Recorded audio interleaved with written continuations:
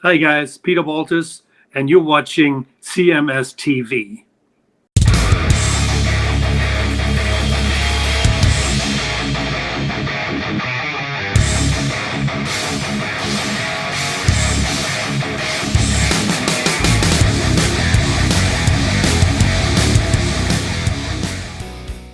It is Chris Akin Presents, and I, of course, am Chris Akin, and you see the guy next to me over here. He's a legend. Yeah, I don't even really need to introduce him, other than to say he's the hardest working legend. Even the pandemic didn't stop him from releasing music several times. Finally, we're out of the pandemic, which means the world has scored a touchdown, and he's here to celebrate it with his new release, Touchdown.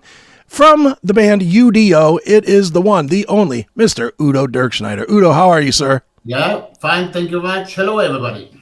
Udo, it's great to talk to you as always. And like I said, man, everybody else in the pandemic, I'm going to start there just for a second. I don't want to turn it into pandemic talk, but everybody else during the pandemic took their time off, wrote 50 songs to make 10.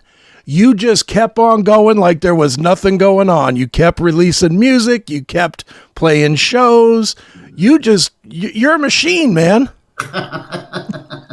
It's like a meme machine, like the album called the thing. Exactly. No, yeah, but I don't know. I mean, I think in a way I was lucky also with the pandemic stuff. I mean, I was working on. It was not planned to do the My Way album where I did all the cover songs. So that was in a way, yeah, okay, let's do it, And then we was asking the record company, maybe you want to release the thing. They said, yeah, why not? So I was also happy to do this. And then we was working on the Game Over album. Right. So that means that was also a little bit difficult, to do everything over the internet. It's like nobody was not possible to go to a studio or whatever with all the people. Yeah, and then then we had some offers to do some shows. Okay, we did one big show in Jesus Christ. Somewhere, yeah, Plovdiv, Bulgaria. I think that was in Bulgaria. Okay. And then the amphitheater. And then in the beginning we said, we say yes, but it definitely doesn't work. But it was working, and there was nearly 3,000 people. Right. It was like, what? Let's say in a way,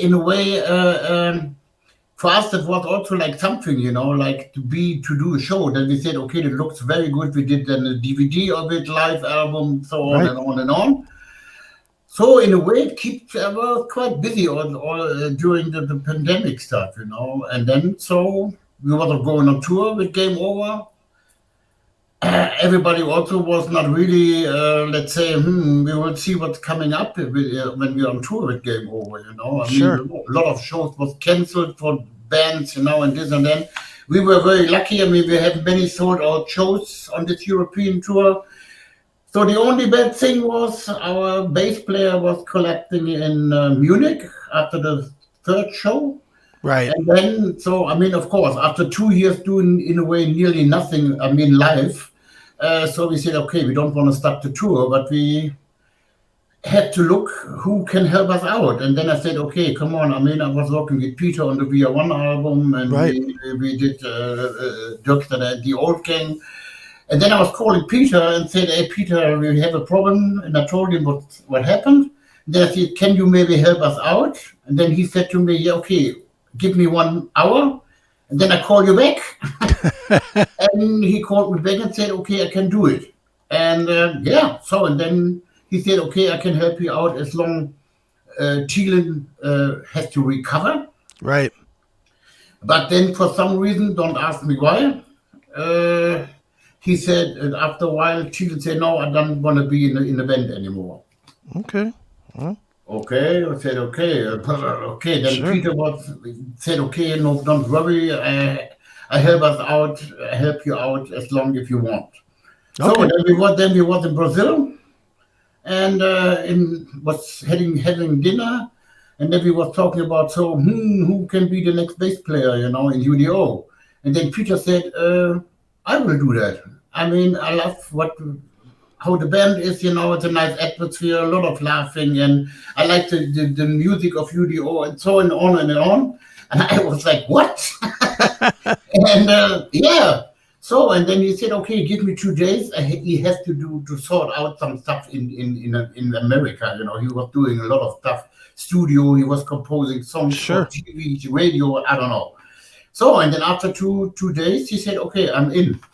Wow. So, and then we have a new bass player. For me, an old one. It's like Peter Baltes, Right. So, yeah, I'm really happy, and it's good. It's really nice to be with him together. And he was playing the bass on the new album, but he was not involved in composing. I mean, everything was already done. And so let's say it's a little bit strange to say, but I'm really looking forward already to the next album.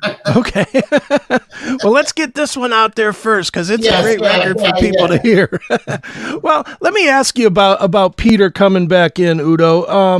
And anybody that's followed along at all realizes that he was in Accept. And, obviously you are Accept as far as I'm concerned. So the temptation is going to be there when you do write together to write in the style you used to write in, which I think U.D.O. is definitely different. I think it's a heavier, meaner sound, and it's not as, I don't want to say it's not as German or European, because obviously you're in it, but it's a more universal sound. Yeah. Go ahead. I think that was also a point why Peter said he joined U.D.O., Okay.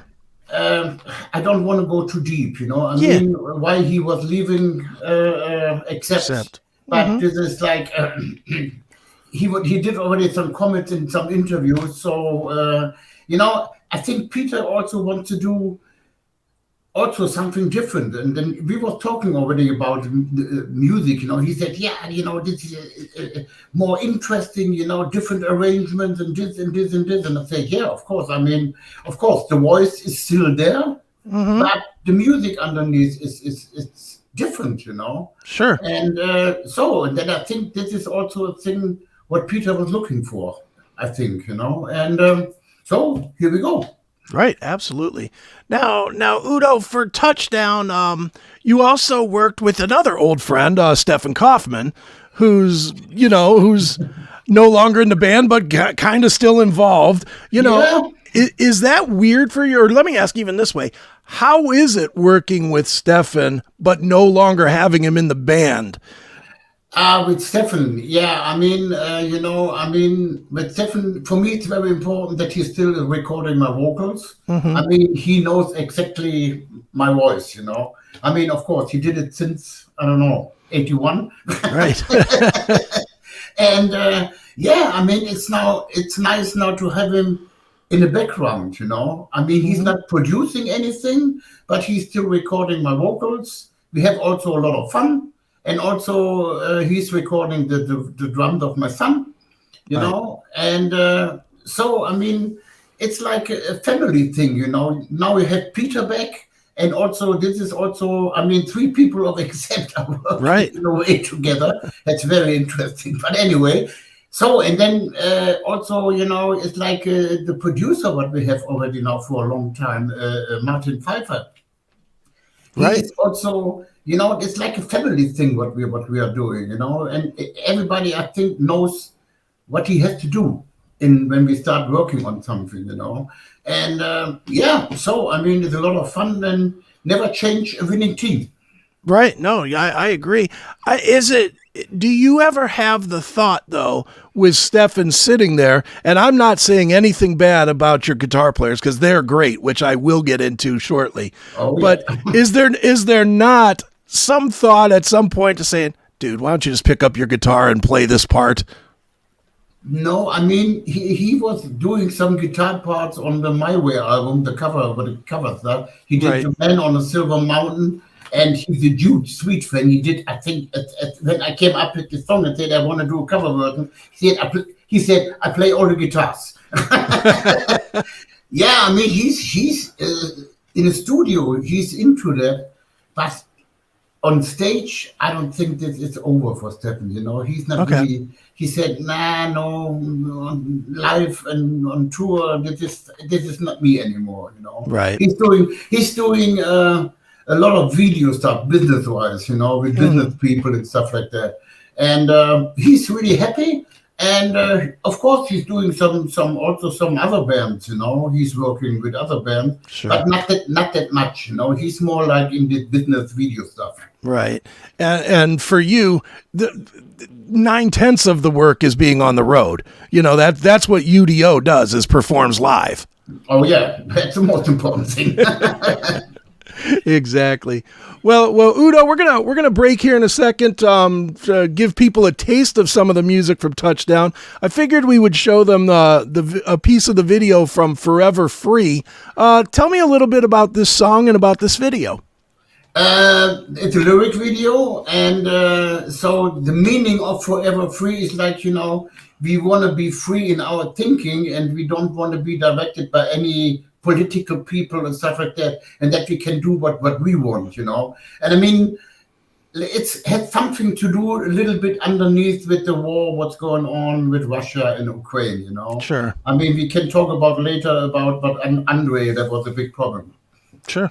Absolutely. Well, we will get to that in a bit, but for now, let's give people a taste. It's Forever Free. It's brand new U.D.O. from Touchdown right here on Chris Akin Presents. Right back here on Chris Akin Presents, we are, of course, talking with the great Udo Dirkschneider of U.D.O. New album Touchdown. It is out August the 25th. And Udo, you mentioned it right before we played Forever Free about the war with Ukraine, and obviously living in that part of the world, it's way more personal to you guys over there than probably us. Yes. But also, especially in your band with Andrey, the guitar player, you know, I'm sure it's very personal. So talk a little bit about that and about his, you know, his feelings. I mean, that was a really, I don't want to say a really funny thing, you know, not Right. a really funny thing. That was a nightmare. And, you know, it's like he was living in Ukraine for already 9 years. He's married with the wife of him is like a Ukrainian. Okay. He has kids too, you know. And then the whole thing started, and we at this time, we was already in the middle of the recording stuff with the Touchdown album, you know. Right. And then we said, okay, we start. I mean, now the most important thing for us is, I mean, to get him out of the Ukraine, you know. Sure. And that took a long time, you know. He was sending us pictures. I mean, I don't want to talk about it. I was sitting at home on the couch and was like, what? Wow. You know? And yeah, and he was already on the phone. Thank God that we can talk over the phone. And yeah, and then in the end, he found a way out of the Ukraine. And, you know, in the end, he said, okay, I have two choices. Die here, Right. or find a way by car to go to the Polish border. And that was the thing what he did, you know, put the family in the car. And he was not going on the main roads. He was going on sideways, you know, Wow. like very dangerous, but he was always on the phone. And then my son and our producer was picking him up with the family on the Polish border, you know. And then also, when he was in Germany, I mean, it took a while before he really was, for him, possible to start working on music again, you know. Sure. He has to really come down. I mean, this thing, unbelievable, you know. And and now he's living in Germany, and he's happy. He definitely wants to live in Germany now, and so I mean, it's also good for us now. He's much more nearer. Sure. And I think, you know, Touchdown, the whole album, it's definitely more aggressive than the last one, Game Over, you know. It's like really, in your face. And maybe not the song Forever Free. It's a little bit more, the most commercial one, I will say, Sure. this album. And why this album is, I think, more aggressive. I mean, we had so many things, you know. We had this 2 years pandemic stuff going on. Then we had, it's also another song on this album, The Flood. The house of my son was completely gone, you know. Wow. And when we had a big flood in Germany. So and then the thing with Andrey, and everybody was really like, I don't know, more aggressive when we were working on this album, you know. So and that's I think, but in the end, I think it's a straightforward album. I agree. Some people say, "Oh, there's no ballad on it." Yeah, come on. Then we don't have a ballad at the moment. We have already enough ballads in the past. And I'm really happy with this new album. And it's also, the basic is still there, but it's also a lot of modern stuff in there, different arrangements, and yeah, I mean, I'm really happy. No, it really is a great record, and you know, it's funny because you really don't make bad ones, you know, and I'm not just saying that to kiss your ass. I'm saying every record has been great. It's just all pure metal, but they get better, you know, with time. I listen to this one, and my two favorite songs on the record are two that do not sound like things that you've done in the past, which are Heroes of Freedom and Better Start to Run. You know, both songs sound a little bit different from what you've done in the past, but still have the core elements of what you do. Yeah, I mean, that will be always happened, you know. But the thing is now, you know, it's like since the Game Over album, I was working also on melodies vocal-wise with my son. Mm-hmm. And of course, it's a completely different generation. Right. And also, I write also the lyrics together with my son. And, you know, the guitar players are young people. They're coming from a different generation. And they're listening to different bands, you know. I'm more the classic stuff, you know. I still like Deep Purple. I like Iron Man, Metallica, all that stuff, you know. But they're listening to bands I never heard. And but they're also coming up with different ideas, you know, especially the song for me that was the Betrayer. Mm-hmm. It's like when Andrey came up with this idea, and I was like, okay, I will try to sing on that, you know. Right. But the thing is, like, I think the most important thing is to be open-minded. And for me, it's good to have young people around me, you know. In a way, it keeps you more modern. You know what's going on. And still, the basic is there. So put both things together, and I think I'm fine. Sure. Now, let me ask you about the guitar work on Better Start to Run specifically, because D. Dammers and Andrey, the soloing alone is awesome. I mean, that might be my favorite soloing that you've had in 15 years on a record. Are they tuned differently, though, for this record than they were on Game Over? Because it seems like their tuning is a little bit, like, heavier.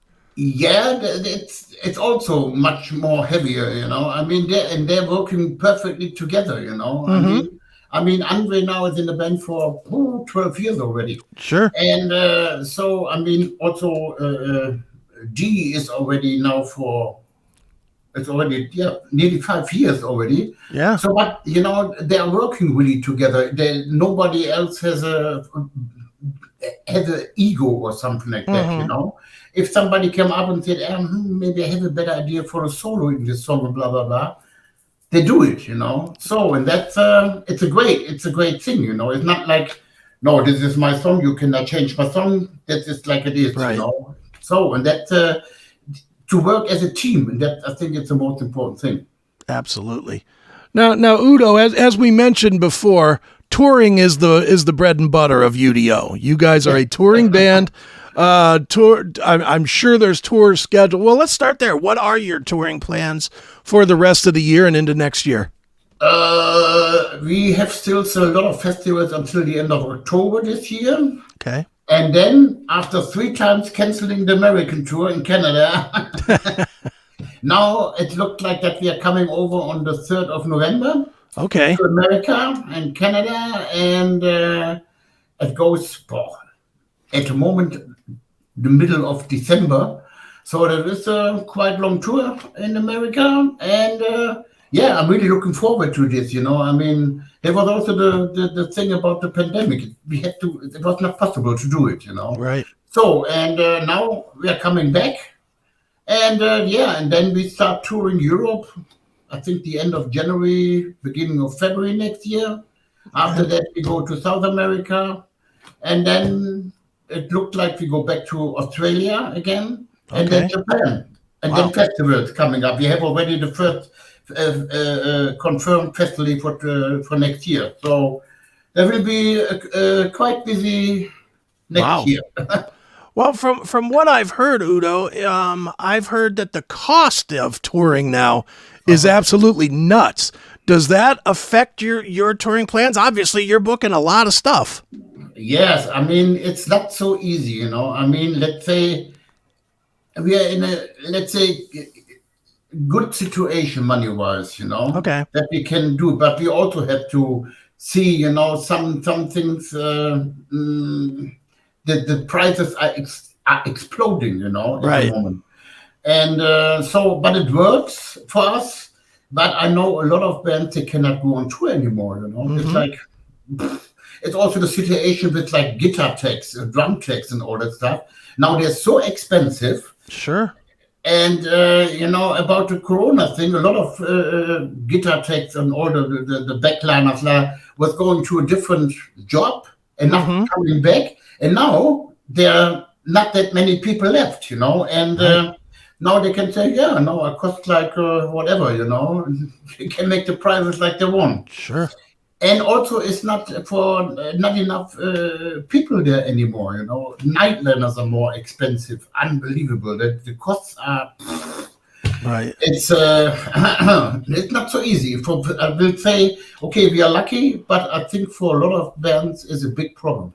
Sure. I mean, I've seen from here going to Europe, we've seen like Anthrax canceled tours and Godsmacks, and you know those are big bands. They're not. It's not little bands at all that are being affected, and that's why it's impressive that you guys are able to keep doing it with the prices being so crazy. Oh yeah, we are lucky. Absolutely. Well, Udo, you know, it sounds like everything is great. The new album is fantastic. I definitely recommend everybody buys it. It's called Touchdown, out on August the 25th. And Udo, where should we tell people to go to get tour dates and buy the merchandise and all that stuff? Oh, they can go on our website, of course. Okay. They can see on Instagram, on Facebook. And so at the moment we are working with a new merchandising shop that is not really done at the moment, but we are working on that.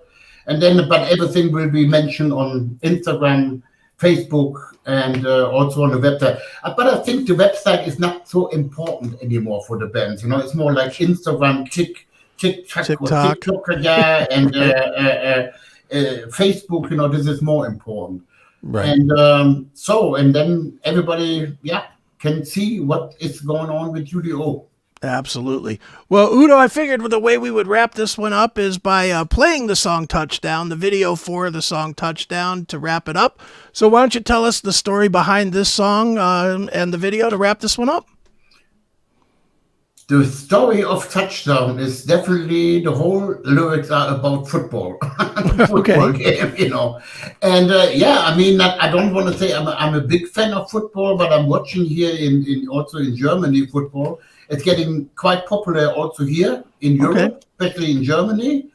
So, and I mean, what can I say? I mean, we get this idea when we also was in Brazil, was sitting at the airport and watching. There was a football game going on, you know, and then all of a sudden, they're Touchdown and this, and I said, hey, that's the title for the album. It fits together with our music. It's powerful, aggressive. It's like, you know, we have to bring our music over the line, you know. It's it fits perfectly, and so I'm happy that we're using it, and also I think also a little bit different. The pictures on the booklet, we are wearing football clothes, you know. So, very interesting. So I'm really happy with all the stuff that we did. It's like a little bit different, you know, but it's like making pictures always like in leather with chains and all that stuff. Yeah. Yeah, it's metal, but you can metal also present sometimes in a different way. Absolutely. Well, let's present it right now. This is Touchdown. It's brand new music from U.D.O. One more time, the album Touchdown, out on August the 25th. And Udo, thanks so much for joining me here on Chris Akin Presents. Thank you very much.